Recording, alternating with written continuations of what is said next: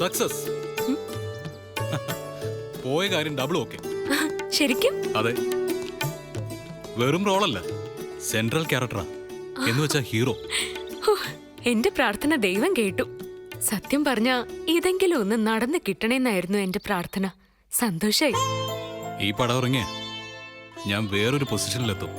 അതുപോലൊരു ക്യാരക്ടറാ. ആരാ heroine? പുതിയൊരാളാ. Photo കണ്ടു. എങ്ങനെയുണ്ട്?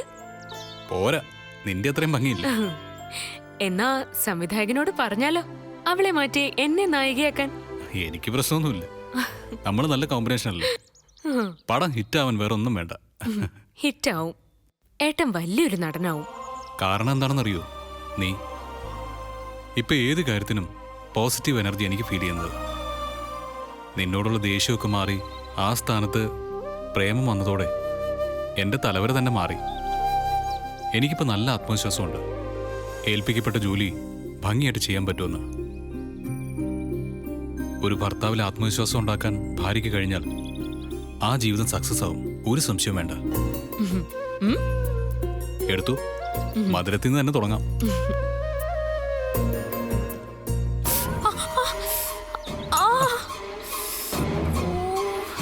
എന്തായി കാണിച്ചത്? ശ്രദ്ധിച്ച് ചെയ്യണ്ടേ? രക്തം വന്നല്ലോ. ഇതെന്താ ഏട്ടാ ഇങ്ങനെ? എന്ത്? എന്റെ കൈ മുറിഞ്ഞ് ചോര വന്നത്. അത് നല്ല ലക്ഷണമല്ലല്ലോ. ലക്ഷണം? തനിക്കിത് എന്ത് പറ്റി? സിനിമയെ കുറിച്ച് പറഞ്ഞുകൊണ്ടിരുന്നപ്പോഴല്ലേ ചോര പൊടിഞ്ഞത്. ഓ അങ്ങനെ. അങ്ങനൊക്കെ നോക്കാൻ പോയാ ജീവിക്കാൻ പറ്റില്ല. എനിക്ക് പേടിയാവുക. ആ, ഇതാ നിന്റെയൊക്കെ കുഴപ്പം. എന്തെങ്കിലും ഇത്തിരി കിട്ടിയാൽ മതി. എടോ, കൈ മുറിഞ്ഞതും ചോര വന്നതുമായിട്ട് സിനിമയ്ക്ക് ഒരു ബന്ധവുമില്ല. സിനിമ വേറെ, ഇത് വേറെ. ഇതുപോലുള്ള സില്ലി കാര്യങ്ങൾ മനസ്സിലെടുത്ത് വെച്ചിട്ട് ഉള്ള മൂടോടെ കളയല്ലേ. ഇനി അങ്ങോട്ടുള്ള ദിവസങ്ങൾ ഒരുക്കത്തിന് വേണ്ടിയുള്ള ദിവസങ്ങളാണ്. കുറേ തവണ പരാജയപ്പെട്ടവനാ ഞാൻ. ഇനി അങ്ങനെ ഉണ്ടാവാൻ പാടില്ല. അതിന് തൻ്റെ സപ്പോർട്ട് എനിക്ക് വേണം, എല്ലാ അർത്ഥത്തിലും. മനസ്സിലായോ? അടുക്കള ചെന്ന് കുറച്ച് ഉള്ളി ചതച്ച് വെച്ചാൽ മതി. മുറിവ് പെട്ടെന്ന് ഉണങ്ങിക്കോളും.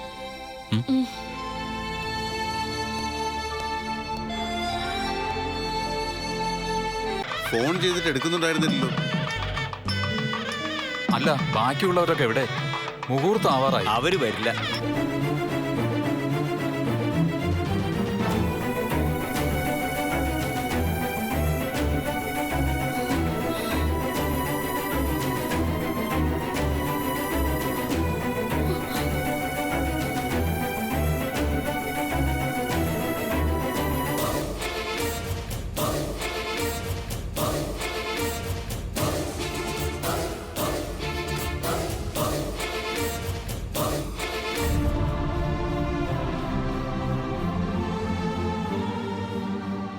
താൻ ഇത്ര വൃത്തികെട്ടവനാണെന്ന് ഞങ്ങൾ അറിഞ്ഞിരുന്നില്ല.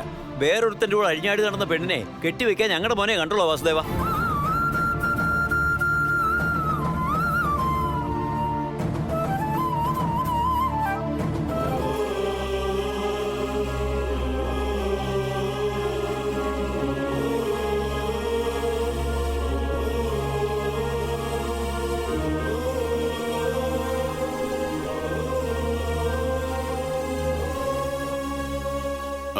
എന്താ ഇങ്ങനെയൊക്കെ പറയുന്നേ? പിന്നെ എങ്ങനെ പറയണം? ഞങ്ങൾ തന്നെയാ വിശ്വസിച്ചത്. താൻ ഞങ്ങളെ ചതിക്കുമെന്ന് ഒരിക്കലും വിചാരിച്ചിരുന്നില്ല. അതുകൊണ്ടാ തൻ്റെ മാത്രം വാക്ക് വിശ്വസിച്ച് ഞങ്ങൾ ഇതിന് ഇറങ്ങി തിരിച്ചത്. അതിനിപ്പോ എന്താ ഉണ്ടായത്? ഇതിൽ കൂടുതൽ എന്തുണ്ടാവാൻ? നിന്റെ പെങ്ങളും നീലെന്ന് പറഞ്ഞ ഒരുത്തനും തമ്മിൽ ഇഷ്ടത്തിലായിരുന്നോ?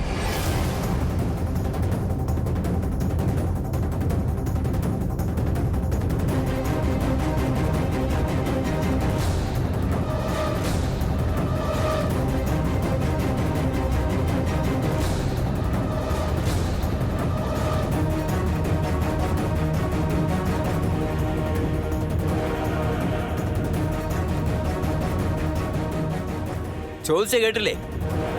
അല്ല, അത് എന്താടാ നാവറങ്ങിപ്പോയോ?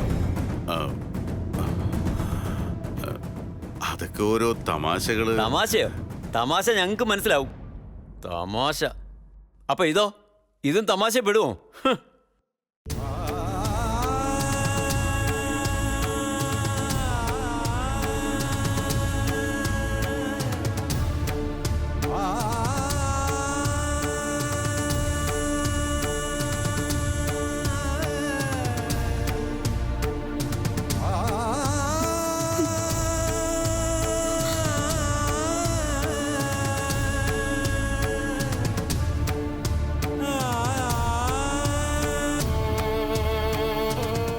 ഒരു കാരണവന്മാർ ചെയ്ത പുണ്യം കൊണ്ടാ രാവിലെ ഈ കവർ വീട്ടിൽ കിട്ടിയത്. അല്ലായിരുന്നെങ്കിൽ എൻ്റെ മോൻ്റെ ജീവിതം തകർന്നു പോയനെ.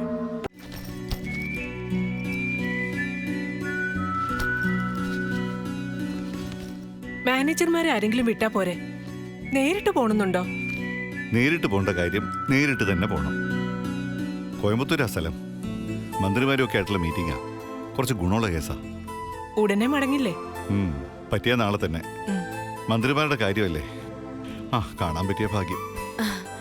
എന്തൊക്കെയുണ്ട് വലിച്ച? സുഖം തന്നെയല്ലേ? നിന്റെയൊക്കെ പ്രാർത്ഥന കൊണ്ടേ വലിയ കുഴപ്പമില്ലാതെ പോണു മോളെ. അതെനിക്കിട്ടൊന്ന് താങ്ങിയതാണല്ലോ. കളിയാക്കൊന്നും വേണ്ട. ഞാൻ വല്യച്ഛന് വല്യമ്മയ്ക്ക് വേണ്ടി പ്രാർത്ഥിക്കാറൊക്കെ ഉണ്ട്. ആണോ? അതൊക്കെ എനിക്കറിയാം. നീ വന്ന കാര്യം പറ. ഞാൻ വന്നത് എന്തെങ്കിലും പറയാനാണെന്ന് തോന്നിയോ? അല്ലാതെ നീ വരില്ലല്ലോ. വല്യമ്മ അങ്ങനെ പറയുന്നു വേണ്ട. എനിക്ക് നിങ്ങളോടൊന്നും ഒരു സ്നേഹം ഇല്ലെന്നാണോ പറഞ്ഞു വരുന്നത്? നിങ്ങൾക്കറിയോ, എന്റെ കൺകണ്ട ദൈവങ്ങളാ നിങ്ങൾ രണ്ടുപേരും. അല്ലെങ്കിൽ തന്നെ എന്തിനാ നമ്മളത് പറയുന്നത്? അവൾക്ക് തന്നെ ചിന്തിച്ചുകൂടെ? പോവാൻ പറ. അവളല്ല ഇനി ആര് വിചാരിച്ചെന്ന് പറഞ്ഞാലും ഈ പ്രപ്പോസൽ നടക്കില്ല. നീ എന്തിനാ സങ്കടപ്പെടുന്നത്? ഇതൊരിക്കലും നടക്കാൻ പോകുന്നില്ലല്ലോ. പിന്നെന്താ? ഞാൻ മുത്തശ്ശന്റെ പ്രവചനത്തെക്കുറിച്ച് ചിന്തിച്ചതാ. ഒരു കല്യാണത്തിന്റെ രൂപത്തിലായിരിക്കും അടുത്ത പ്രശ്നം വരാൻ പോകുന്നേന്നല്ലേ മുത്തശ്ശൻ പറഞ്ഞത്? അതിപ്പോ ശരിയായില്ലേ? അത് ശരിയാ, പക്ഷെ നമ്മളത് സമ്മതിക്കാൻ പോകുന്നില്ലല്ലോ. ഗൗരി ഈ വിവരം ആദ്യം വന്ന് പറഞ്ഞത് അച്ഛനോടോ അമ്മയോടോ? അവര് സമ്മതിച്ചില്ല. അപ്പൊ തന്നെ അവൾ ഈ നീക്കം ഉപേക്ഷിക്കേണ്ടതായിരുന്നു. പക്ഷെ ചെയ്തില്ല. എന്നെ വന്നു കണ്ടു പറഞ്ഞു. ഞാനും സമ്മതിച്ചില്ല. എന്നിട്ടും അവള് പിന്തിരിഞ്ഞില്ല. ഏട്ടനോട് പറയാൻ പറഞ്ഞു. എന്തിനാ അവളിങ്ങനെ വാശി കാണിക്കുന്നത്? നമ്മള് സമ്മതിക്കില്ലെന്ന് അറിഞ്ഞിട്ടും അവൾ എന്തുകൊണ്ടാ പിന്മാറാൻ തയ്യാറാവാതിരുന്നത്? അതവളുടെ വിവരക്കേട്. എനിക്കങ്ങനെ തോന്നില്ല ഏട്ടാ. എന്തോ അണിയറയിൽ ഒരുങ്ങുന്നുണ്ട്. അല്ലെങ്കിൽ ഇതിങ്ങനെ വരില്ല. നീ വെറുതെ അനാവശ്യമായിട്ട് കാട് കയറി ഓരോന്ന് ചിന്തിച്ചു കൂട്ടണ്ട. എന്ത് അണിയറയിൽ ഒരുങ്ങിയാലും നമ്മളെ പിരിക്കാൻ ആർക്കും പറ്റില്ല. ഈ വീട്ടിലെ സമാധാനം കളയാനും പറ്റില്ല. പിന്നെന്തിനാ പേടിക്കുന്നത്? അറിയില്ല, എന്റെ ധൈര്യമൊക്കെ പെട്ടെന്ന് ചോർന്നു പോയതുപോലെ. ഒരിക്കലും നമ്മൾ ആരും ചിന്തിക്കാത്ത വഴിയിലൂടെയാ വേദ ചിന്തിക്കുന്നത്. അത് ഓർക്കുമ്പോഴാ പേടി കൂടുന്നത്. ഇത്രയായിട്ടും അവൾ അവളുടെ പക അവസാനിപ്പിക്കാൻ തയ്യാറായില്ലല്ലോ. പകയുടെ അവസാനം എന്താണെന്ന് അവൾ അധികം വൈകാതെ മനസ്സിലാക്കും. സ്വന്തം നാശത്തിനാ അവളിങ്ങനെ പിന്നെയും പിന്നെയും ഓരോന്ന് പറഞ്ഞുകൊണ്ട് വരുന്നത്. ഇത്രയും സംഭവങ്ങളിൽ നിന്ന് അവളൊരു പാഠം പഠിച്ചില്ലെങ്കിൽ കാലം അത് അവളെ പഠിപ്പിക്കും. അതിനുവേണ്ടിയായിരിക്കും അവൾക്കിപ്പോൾ ഇങ്ങനെ ഒരു ആഗ്രഹം തോന്നിയത്. എന്തായാലും നമ്മുടെ മനസ്സമാധാനം പോയി. ഒരിക്കലുമില്ല. ഞാനിതൊരു തമാശയായിട്ടാ കാണുന്നത്. നടക്കില്ലെന്ന് അവൾക്കും അറിയാം. എങ്കിലും വെറുതെ പറഞ്ഞു നോക്കിയതാ. ചിലപ്പോൾ നടന്നാലോ എന്ന മോഹം. അത് തന്നെയാ ഞാനും പേടിക്കുന്നത്. ചിലപ്പോ നടന്നാലോ? ഇത്രയും നാളായിട്ടും നിനക്കിതുവരെ എന്നെ ഈ വീട്ടുകാരെ മനസ്സിലായിട്ടില്ലേ? കഷ്ടമുണ്ട് സ്വാതി. അതല്ല ഏട്ടാ, നമ്മൾ എല്ലാ വശവും ആലോചിക്കണ്ടേ? പ്രത്യേകിച്ചും കോട്ടം വരാൻ പോകുന്നത് നമുക്കാവുമ്പോ. ആലോചിക്കാനൊന്നുമില്ല. അത് നടക്കില്ല, നടക്കില്ല, നടക്കില്ല, നടക്കില്ല. ഇനി ഈ വിഷയം ചർച്ച ചെയ്യണ്ട. വെറുതെ എന്തിനാ നമ്മുടെ നേരം കളയുന്നത്? ആ നേരത്ത് നമുക്ക് വേറെ എന്തൊക്കെ ചെയ്യാം?